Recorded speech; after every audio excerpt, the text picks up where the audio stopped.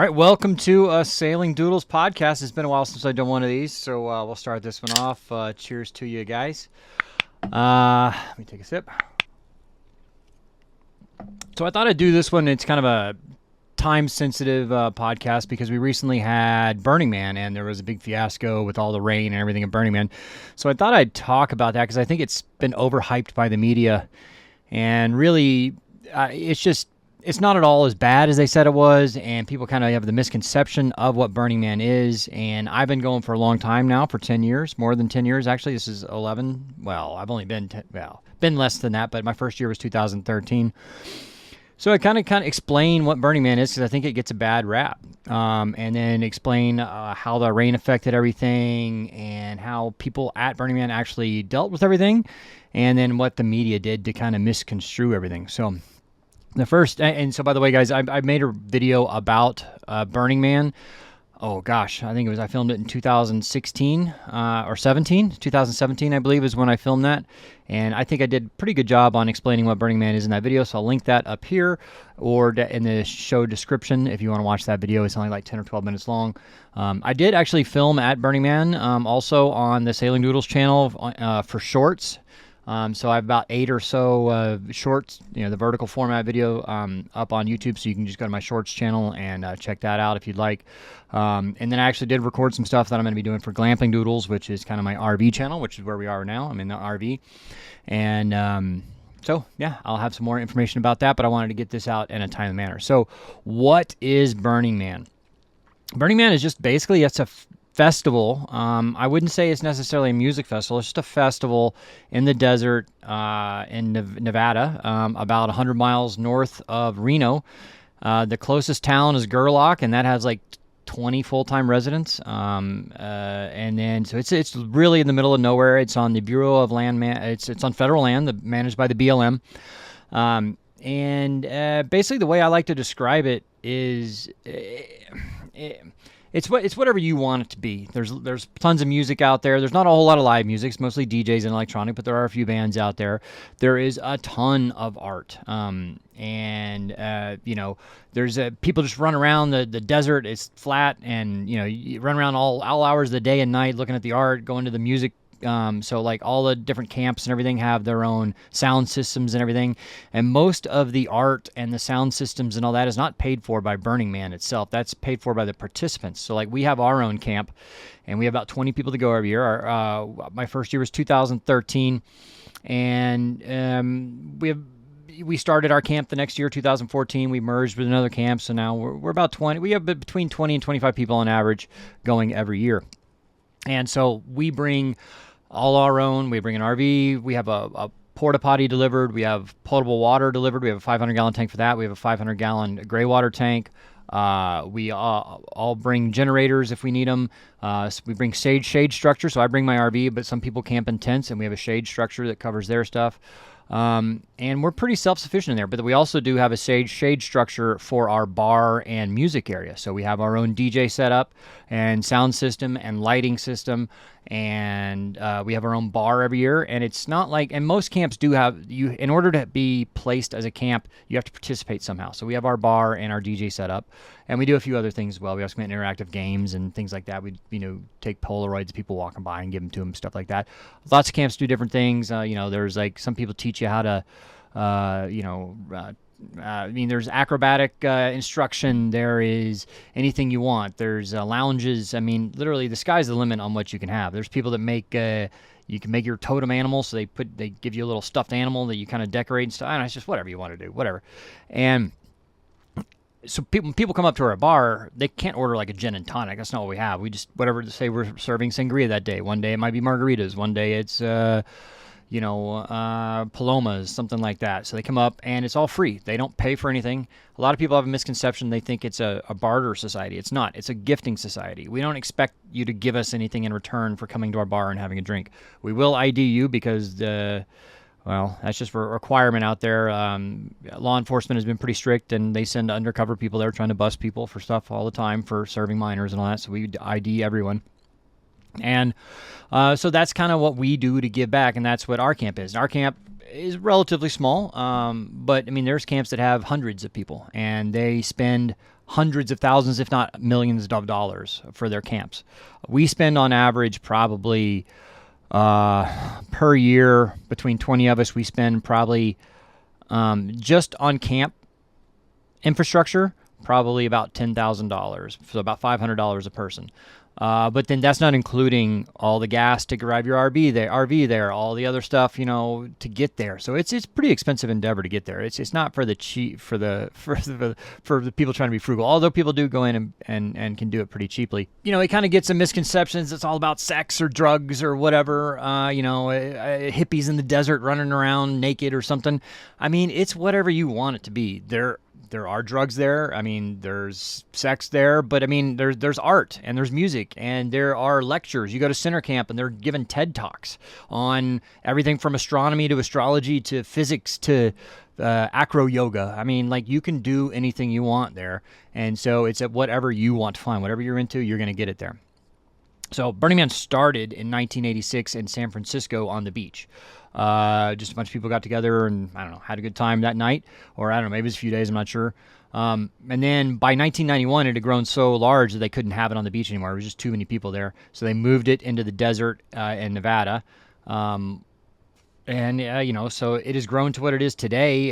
There's between 70 and 75,000 people there this year. I think on normal years. This year, I hear there was a little less, only about 60,000 because of the rain. It kept people that came in for the weekend. And I just overall, though, I don't think the turnout was as much because normally you can't find tickets. They're hard to find leading up to the event.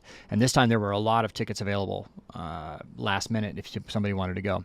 So one thing you do have to prepare for you're in the desert, right? So it's hot. So when we go, we expect it to be hot during the day and cool or cold at night. Some years has been better than others. My first year there, it was pretty cold at night and it was pretty nice during the day.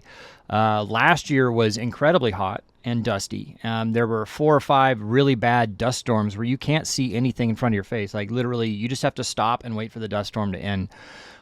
This year, about a week before the festival started, there was a lot of rain, which is pretty unusual. And so that kept the dust down. So coming in, there was very little dust. And actually, the weather was quite nice. It was hot for the first few days. It was in the mid-90s. But after that, it was in the mid-80s to low 80s every day. And then coming in on Friday, Friday afternoon, about 5 or 6, we were in our camp having dinner, kind of all hanging out together having dinner, and it started to a light rain, and everybody kind of expected it to wash over in maybe a few minutes or an hour because normally it doesn't rain very long there, but it rained for 10 or 12 hours, all night up into the morning, and it got as much rain as it gets in those 10 or 12 hours as it normally gets in like 3 or 4 months. So. And it's an old dry lake bed, and it's very like clay-like. So any kind of rain just makes all those dust particles clench together, and it builds up on your shoes, and it builds up on the tires. Basically, any wheeled vehicle has quite wide. It's probably, we looked it up, it's like 3,500 acres is the size of the inside the little boundaries. So it's several miles across. So if you're going to ride your bicycle, that's the way most people get around in Burning Man, from one end to the other, it can take you 40 minutes to get across there because you're not going real fast because it's sandy and all that. So you're going pretty slow as you go across. And so basically when it starts to rain, you can't use your bicycle anymore because the wheels will just muck up. So you have to walk. But then pretty soon after that, you've got about 5 pounds of mud on your shoes. So basically wherever you are when it starts raining, you just kind of hunker down and chill out and don't do anything. So it's rained a few times at Burning Man before when I've been there. The second year I was there, I believe, it was 2014. It could have been my third year, 2015. I'm not sure. It rained on Sunday. I think it was Sunday, the day it opens. We had already, because we have an established camp, the way it works is if you have an established camp, so the event opens on Sunday, and it ends the following Monday, which is Labor Day. So it's about 9 days really. And so in order to have an established guaranteed camping spot, you have to fill out the application. You have to promote all the things you're going to do and plan a layout and all that. So when you get an assigned camping spot, you actually have to get there before the event starts. They give you these early access or worker access passes that you go in and start building the infrastructure of your camp. So we were already there on 2014. Like we got in, I believe, Friday or Saturday before the event started to build our camp. Well, it started raining on Sunday, and basically they shut down the entrance for, I believe it was like 10 or 11 hours because you couldn't drive on, they call it the playa, which is the old dry lake bed. And so they shut it down. And so everybody that was waiting in line to come in just stopped, and everybody just hung out, and that's what you had to do, and you waited. So, and it's rained once or twice other than that, but never more than just a light dusting of rain. I mean, it hasn't been too bad. This is by far the most rain that I've experienced out there, and it did shut things down for almost for more than 36 hours, probably about 40 hours. So it started raining Friday evening, rained all night. We woke up in the morning. We had planned on going out that night, but basically our thoughts were, okay, we're just going to hang out and have dinner. We're going to wait the rain out. Maybe it'll stop in an hour, and we'll see how the conditions are. Maybe we'll go out that night and go see some bars or clubs or whatever. Well, it just never stopped raining. So wake up in the morning. So we just kind of hung out and watched a movie in the RV and whatever. So in the morning, check things out. Actually, we had some damage to our bar area because we have a shade structure, and the water kind of pooled up on the tarps and bent the shade structure and ripped some tarps and all that. No, it's not too bad. It's only going to be a few $100s in expenses to repair. But basically, everything was still shut down. There were no vehicles driving around, no bicycles driving around. It started to dry out that morning a little bit, then it rained again. And then that afternoon, things were looking a lot better. I was pretty hopeful that we might even be able to leave. Maybe people could even leave, Sunday. But that ended up not being the case because I believe it was Saturday afternoon. It rained another 3 or 4 hours. And so everything that was starting to dry up got wet again. So, but that night it was a little more passable. People went out again Saturday night, went to the bars, went to the clubs, did whatever they wanted to do. They had to walk everywhere though. So you couldn't, walk. I mean, if you wanted to walk a few miles in the mud to go somewhere, you could, but everybody just kind of hung out in their own neighborhoods. And then Sunday morning we got up, we'd partially broken down camp Saturday, because we normally leave on Sundays before the actual event ends on the following Monday. And I had broke down a little bit on Saturday, and then Sunday morning we all got up early. The conditions were much improved. Monday morning we got up pretty early. We broke down camp some Saturday, left on Sunday. So Monday morning we got up at 6 a.m., started breaking down the rest of the camp, putting everything away, loading up the trailers, making sure our whole campsite's clean. We didn't want to leave any trash behind. And then basically it was a waiting game at that point. We tried to leave around 9:15, 9:30. See, here's kind of what I have an issue with. I mean, like, we actually sent a guy so we have one of our guys is an avid triathlete, James. He's done an Ironman in like 850.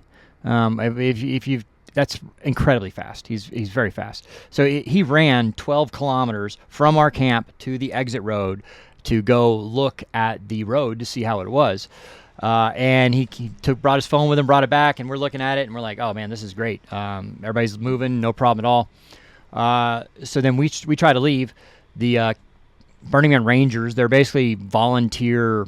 I mean, they do a good job. They help out. I don't want to talk negative of them, but they're volunteer guides for Burning Man. They're not paid by Burning Man or anything. They're just volunteers.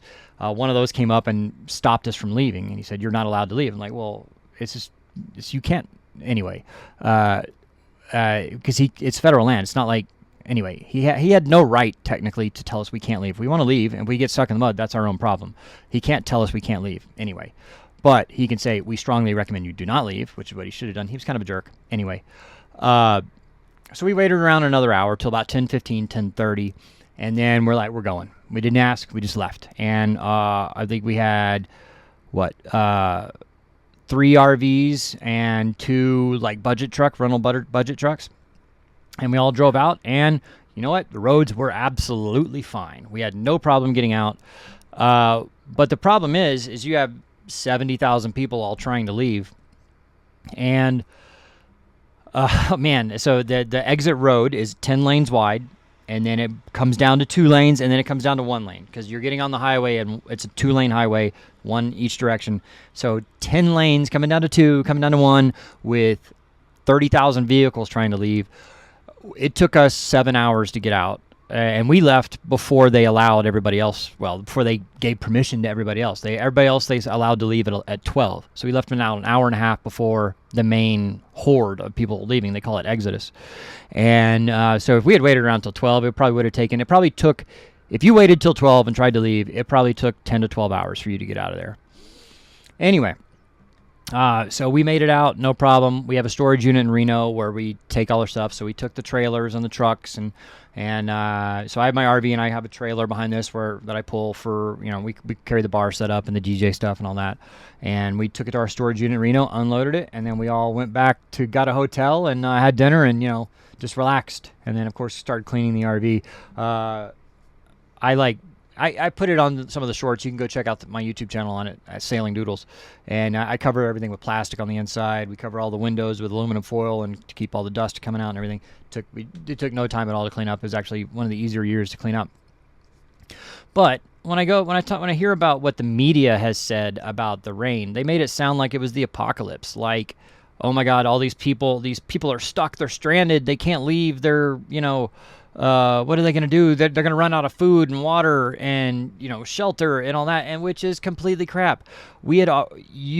One of the main principles of Burning Man is radical self-reliance, okay? So when you go in there, we don't just have, okay, we're going to be there, say, 8 days, right? We don't bring in 8 days worth of food. We bring in 12 days worth of food and extra water. And, we could stretch it out for 2 or 3 weeks if we really had to by rationing and doing whatever. But they made it sound like everybody was in danger of immediately running out of food and water and dying, and just how bad it was. And, that's the thing is there was a couple famous people that were there.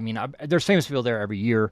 But like the 2 that I saw that made it on the news were Diplo, which is a DJ, and Chris Rock.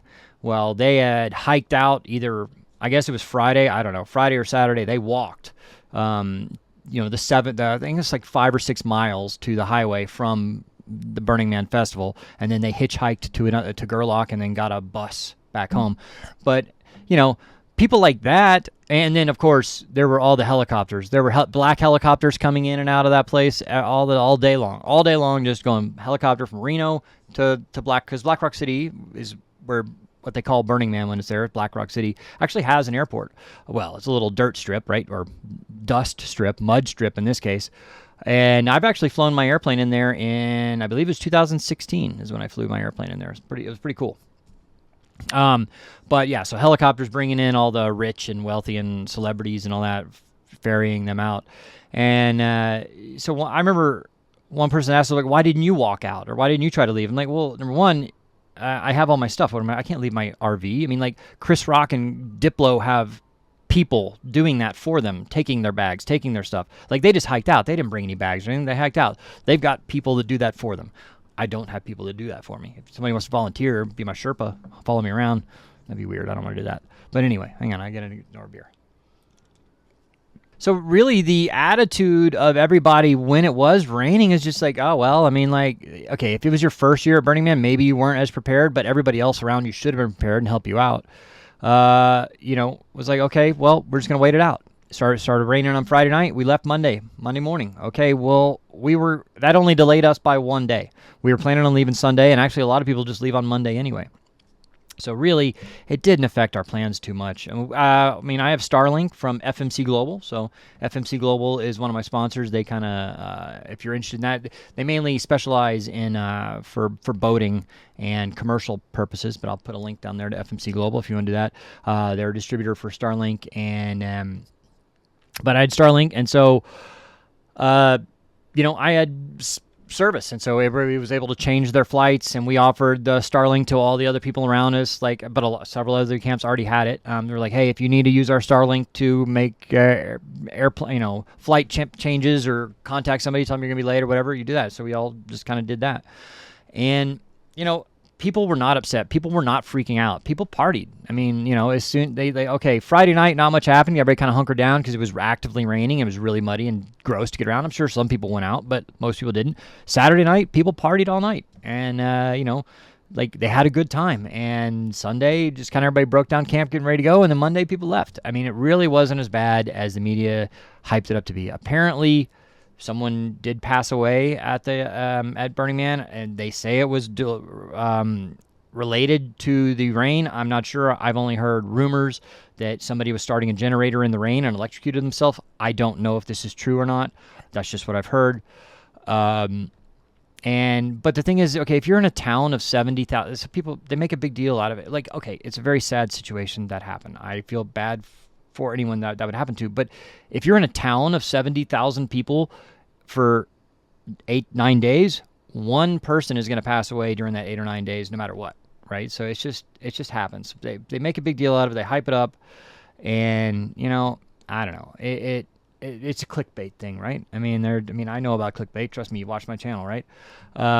It's just what it is. But overall, everybody was pretty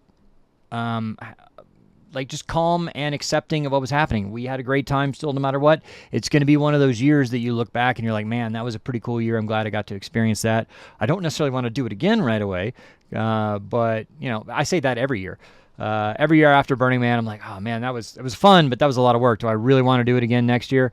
And then in about 6 months, I'm like, yeah, all right, I'm ready to go back. So it's one of those things I really enjoy. Hope this has given you some more insight on, you know, just what Burning Man is.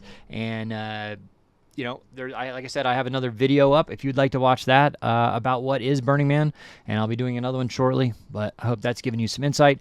Thank you for watching. Please make sure you're subscribed to this channel. This is a separate channel from Sailing Doodles. This is my Doodles podcast. I haven't posted here in a while, but I would like to get back into doing some more podcasts and having guests on and everything. So it would really help me out if you like and subscribe. And of course, it's our patrons and channel members that make all of this possible.